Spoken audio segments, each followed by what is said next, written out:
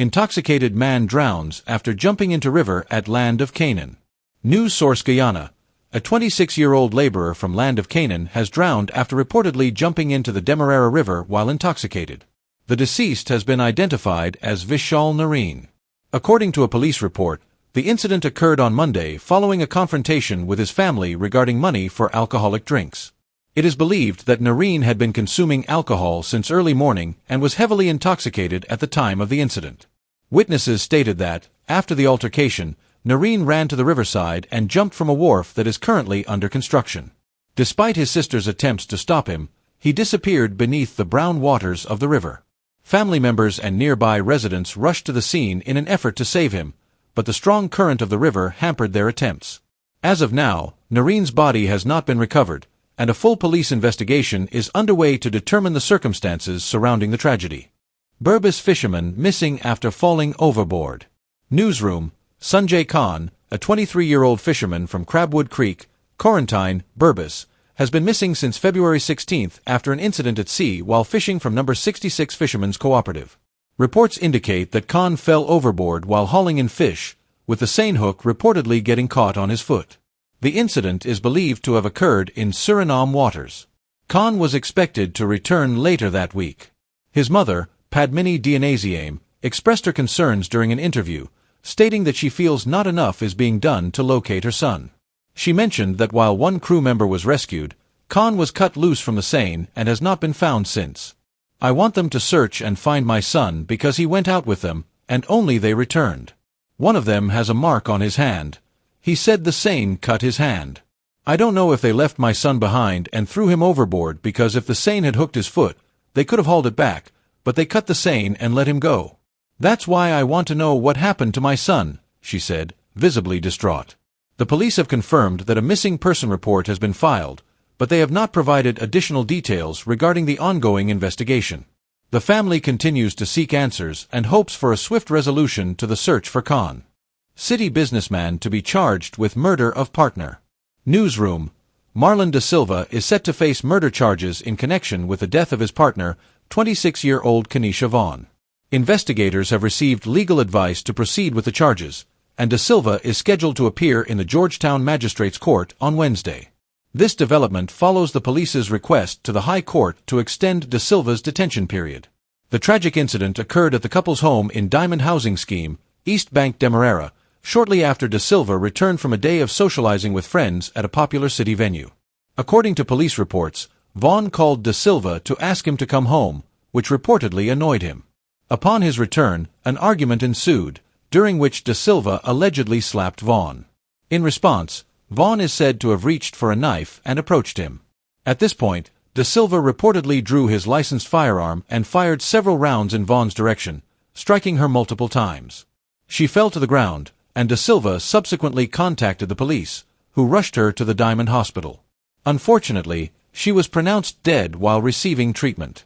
The crime scene was processed, and police recovered 4 9mm shell casings and 3 suspected projectiles. An examination of Vaughn's body revealed 12 injuries, believed to be gunshot wounds. At the time of the incident, da Silva was found to be under the influence of alcohol, with a breathalyzer test showing a blood alcohol content of 83%, significantly above the legal limit of 35%. City Council to write Qatari investors on dispute over Carafesta Avenue land. News source Guyana. The mayor of Georgetown, Alfred Mentor, announced that the City Council will formally communicate with the Assets Group, the Qatari investors behind the $300 million hotel project, regarding a dispute over land designated for the hotel on Carafesta Avenue. Earlier this month, the City Council issued an ultimatum to the government, demanding a response to its concerns about the land's usage. Mayor Mentor warned that a lack of response would lead to potential legal action. However, during today's statutory meeting, he indicated that, based on legal advice, it is necessary to inform the investor directly of the Council's concerns before pursuing any legal avenues. Before we even proceed to court, as a council, we need to write to the other party that is getting involved in this transaction. Outside of government, the Qatar investors will need to be informed that the Council's position still stands, and the dispute is still alive, Mayor Mentor stated. The Council voted in favor of having the mayor, rather than the town clerk, write to the Qatari company. The ongoing dispute regarding the ownership and usage of the land remains unresolved, despite the council having sent a letter to President Irfan Ali nearly a year ago on the matter. The land in question was gifted to the city of Georgetown by former plantation owners in 1887. According to the Guyana Lands and Surveys Commission, the state has owned the land since 1966, but the city council asserts its ownership. In February 2024, Mayor Mentor presented the 30-member council with a copy of a land transport issued to the municipality, which was found in the National Archives. He emphasized that while the municipality is not opposed to development, the council has the right to defend its property and that proper procedures must be followed in executing development projects. The government maintains that the land belongs to the state, arguing that the hotel will enhance the country's tourism offerings. The proposed hotel is expected to feature 260 rooms and 150 apartments, along with conference and other facilities. 5 dead in road accidents. Guyana News. 5 men tragically lost their lives between Sunday night and Monday morning in 3 separate road accidents in Corentyne Burbis and Waller's Delight Public Road, West Coast, Demerara. The deceased have been identified as 64-year-old Dennis Jilks, 40-year-old Abdul Sharaf Rahim, 18-year-old Kayshawn Ramnouth, 22-year-old Adrian Inzhan, and 21-year-old Amir Subhan, a supervisor with Queensway Security Services. The first incident occurred at approximately 7:30 p.m. on Sunday at Williamsburg Public Road, Corentyne, Burbis. Jilks was a pedestrian when he was struck by a motor lorry, #GTT 6824, driven by 22-year-old Nicholas Yadram. According to police reports, Yadram was traveling west at a normal speed when a car in front attempted to overtake another vehicle. He saw Jilks standing in the center of the lane about 10 feet away and attempted to brake, but collided with him. Jilks fell onto the road and was taken to Port Morant Public Hospital, where he was pronounced dead on arrival. A breathalyzer test conducted on Yadram recorded readings of 58 and 55 micrograms. He remains in custody. The second accident occurred at Waller's Delight Public Road around 12:10 a.m. on Monday, resulting in the death of Rahim, also a pedestrian. His wife, Sonia Ramlikan, informed investigators that Rahim was attempting to retrieve his car keys from her, but she refused as he was intoxicated. Frustrated, Rahim walked into the road, stood in the path of a vehicle, and raised his hands. The driver, 43-year-old Ashley Raymond, stated that the area was dark and he did not see Rahim in time to avoid the collision. Rahim was transported to West Demerara Regional Hospital but was pronounced dead on arrival. His body is currently at Ezekiel Funeral Home awaiting a post-mortem examination. The third fatal accident took place at No. 79 Public Road, Corentyne Burbis, around 12:15 a.m. on Monday, claiming the lives of 3 young men. The accident involved motorcycles driven by Ramnouth and Subhan. Investigations revealed that Ramnouth was traveling south at high speed when he lost control and collided with Subhan, who was heading north. All 3 individuals, Ramnouth, Inzhan, the pillion rider, and Subhan, sustained severe injuries and were taken to Skeldon Public Hospital. Ramnouth and Subhan were pronounced dead on arrival, while Inzhan succumbed to his injuries later while receiving medical treatment. The police continue to investigate these tragic accidents. 25 helicopter trips required weekly for preparatory work on 7th oil project, Exxon says in EIA. Guyana News. ExxonMobil Guyana Limited, EMGL, has announced that to prepare for its 7th planned development in the Stabroek Block, known as Hammerhead, it will require 20 to 25 round-trip helicopter flights per week from the project site to local or Trinidadian shore bases. This information was detailed in the company's recent Environmental Impact Assessment, EIA, submitted to the Environmental Protection Agency, EPA. The EIA, spanning 4,232 pages and completed by Environmental Resources Management, ERM, outlines the need for onshore facilities and laydown areas, such as shore bases, for storing project materials like drilling fluid and pipe joints, as well as for the prefabrication and assembly of project equipment. Exxon indicated that it plans to utilize existing Guyana shore bases to support the project, with the option to use additional shore base facilities or regional waste management services in the future. All onshore support facilities used by the project are or will be owned/operated by third parties, the report states. During development drilling, assuming 3 drill ships are operating concurrently, Exxon estimates that support vessels could average approximately 10 to 15 trips per week to or from shore bases.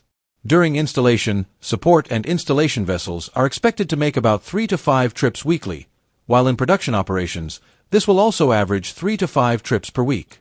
Aviation support is projected to be about 20 to 25 round-trip flights weekly during drilling and installation phases, tapering to an estimated 5 to 7 round-trip flights per week during production operations and continued development drilling activities. Exxon noted that logistical support will be optimized and shared among various projects, including Liza Phase 1, Liza Phase 2, Payara, Yellowtail, Waru, Whiptail, and Hammerhead, as well as exploration drilling. Located in the south-central portion of the Stabroek Block, approximately 160 kilometers from Georgetown, the Hammerhead project is expected to add between 120,000 to 180,000 barrels of oil per day to production capacity. Production is anticipated to begin in 2029, subject to necessary regulatory approvals, and is expected to operate for at least 20 years. The project will involve drilling approximately 14 to 30 development wells, including production and water injection wells, installing and operating subsea umbilicals, risers, and flow lines, SURF equipment, and utilizing a floating production storage and offloading FPSO unit for processing, storing, and offloading the recovered oil. Additionally, an approximately 13-kilometer gas export pipeline will be installed from the FPSO to a tie-in on the gas-to-energy pipeline. $12.7 million hotel and theme park to be built at Canal No. 2 Polder. Guyana Times. Local investors are in the process of obtaining environmental authorization to construct a 5-story hotel and theme park in Middlesex Village at Canal No. 2 Polder, West Bank Demerara, WBD.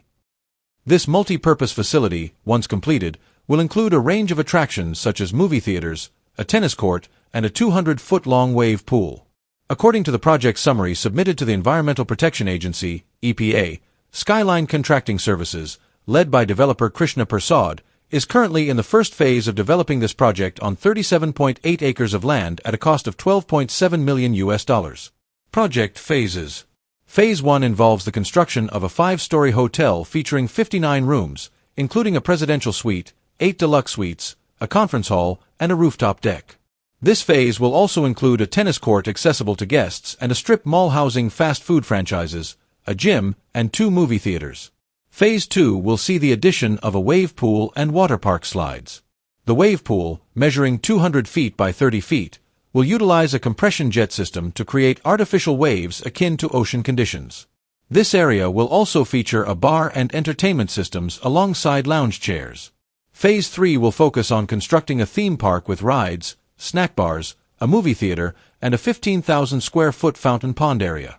Phase 4 will culminate in the development of a recreational park, garden, and petting zoo, along with the completion of all landscaping works.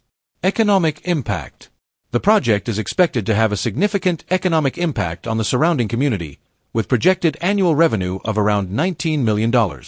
Canal No. 2 Polder is identified as a largely rural agricultural community, where much of the farmland is underutilized due to high economic costs associated with unlocking its potential. In 2020, the People's Progressive Party/Civic, PPP/C, government invited expressions of interest for hotel construction, which has led to substantial growth in the tourism sector. The private sector has invested over $50 billion in hotels, resorts, local airlines, and malls from 2020 to 2024, resulting in the addition of 4 new hotels and 561 new rooms. Looking forward, the government anticipates an influx of new investments in the hospitality sector, with plans for 15 new hotels to be constructed in the next 4 years, significantly increasing the number of available rooms. During recent budget debates, Minister of Tourism, Industry, and Commerce Wanij Walrond noted that Guyana's hospitality sector was on track to generate $13.6 billion in revenue in 2024, highlighting the industry's role as a major employment driver with nearly 22,000 jobs created directly or indirectly across the country. The revenue growth is attributed to increased hotel occupancy rates and a rise in both international and domestic tourism. Suriname offers help to Guyana on Amalia Falls Hydropower project. Guyana Times. Anand Jagesar, Managing Director of Suriname State Oil Company Staatsolie, has proposed that Suriname assist Guyana with its Amalia Falls Hydropower project, AFHP. This offer was made during the recent Guyana Energy Expo and Supply Chain Expo, GEX, where Jagesar highlighted potential areas for collaboration between the two countries, including the gas-to-energy, GTE, project and local content initiatives. Jagesar praised the merits of the AFHP, noting Suriname's experience with hydropower projects. We have a hydro project that covers 1,500 square kilometers. You have a hydro project that is 30 square kilometers and can generate the same amount of energy. That's a good project, he remarked, expressing interest in collaborating due to Suriname's relevant expertise. He also mentioned that there are ongoing studies supporting marine energy proposals, specifically using ocean currents for hydropower. Jagsar described this as an exciting opportunity and indicated that the Inter-American Development Bank, IDB, might provide funding for such initiatives. If you maybe make a program where hydrocarbons will be replenished by renewables, it might work, he added. During the conference, Vice President Barrett Jagdeo emphasized the importance of hydropower in Guyana's future energy strategy. He stated that the ongoing gas-to-energy project is expected to reduce electricity prices by 50% and cut emissions by 45% once completed. Jagdeo outlined the government's energy mix, which includes gas, hydropower, and solar energy, asserting that around 100 megawatts (MW) of solar capacity will be added to the grid this year. Jagdeo also addressed the challenges of integrating renewable energy sources, noting that while renewable energy like solar and wind are not baseload, they are essential for a sustainable energy future. He explained that until battery technology becomes more affordable, renewable sources cannot fully replace fossil fuels as a constant energy supply. Suriname's Afobuca Dam, which supports a 180 megawatts power station, stands as an example of successful hydropower infrastructure in the region. The Guyanese government remains committed to the AFHP, which has faced numerous delays. The project is designed to produce 165 megawatts, and previous tenders for its development have been submitted by several companies. The vice president recently indicated that the project would be retendered in the future. Guyanese urged to embrace love, unity, and togetherness. Minister within the Office of the Prime Minister with responsibility for public affairs, Kwame McCoy, has called on all Guyanese to reject division and embrace unity for the country's development. His remarks came during the flag-raising ceremony celebrating Guyana's 55th Republic anniversary, hosted by the Region 4 Regional Democratic Council. Minister McCoy emphasized that the Republic anniversary serves as a powerful reminder of the resilience and progress achieved by the nation. Our foreparents, with their unwavering determination, laid the foundation upon which we stand today. We owe it to them to protect and build upon their legacy, he stated. He highlighted the struggle of past generations for a future where every citizen, regardless of race, class, creed, or religion, has the right to shape their destiny. McCoy assured citizens that they are supported by a government committed to overcoming challenges and fostering prosperity for all. When we talk about progress, we're speaking about real, tangible advancements that are improving the lives of people every day, he added. Despite the progress made, the minister addressed the actions of detractors seeking to sow division and conflict. He urged every Guyanese to uphold democracy and reject those who oppose it. Today, many persons who author the scripts for undemocratic rule present themselves in a repackaged form, giving the impression that they are the saviors of democracy, he warned. McCoy referenced a recent attempt by the opposition to disrupt the distribution of cash grants, noting that an opposition member of parliament had allegedly recruited individuals to create disorder at a distribution center. He also condemned the use of social media to spread hate and racism, particularly against those exercising their democratic rights. He stressed the importance of nationalism and patriotism among all Guyanese, urging citizens to treat each other with love and respect. We must continue to reject those who use racism as a tool. It has no place in our society today. We must always stand for the principles of democracy, unity, and togetherness, he said. The minister highlighted initiatives like the $100,000 cash grant aimed at fostering people-centered development. He pointed to programs such as the Guyana Online Academy of Learning, GOAL, the abolition of tuition fees at the University of Guyana, and the removal of significant taxes as evidence of the government's commitment to ensuring that all Guyanese benefit from the country's economic successes.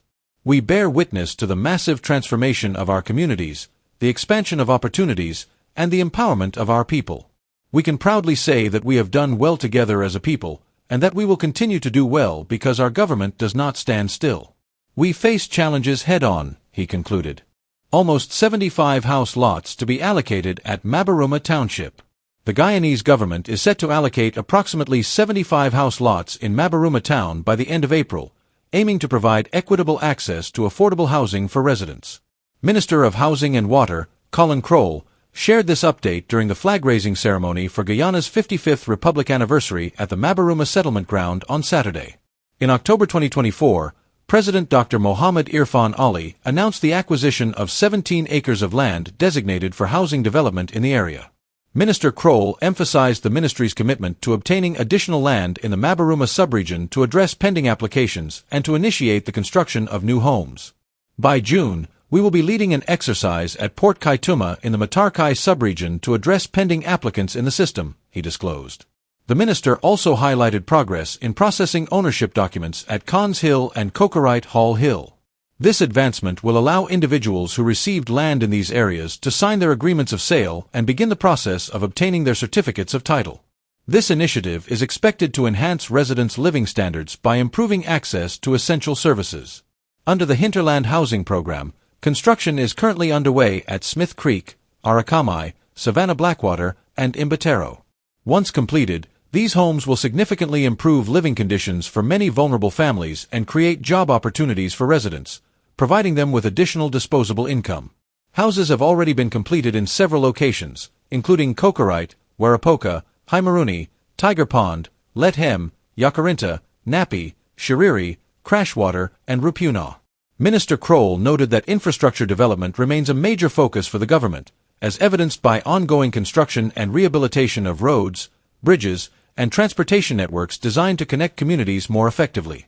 These projects are not just about improving mobility, they are about unlocking opportunities, facilitating trade, and ensuring that every resident of Region 1 has access to essential services, he stated. The government is also strengthening healthcare services in the region, ensuring better access to facilities and medical supplies.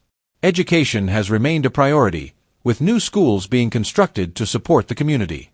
Investments in agriculture and ecotourism continue to create employment opportunities and stimulate economic growth in Region 1. Our vision for Region 1 remains clear, a thriving region where progress is not just promised but is actively delivered, Minister Kroll concluded.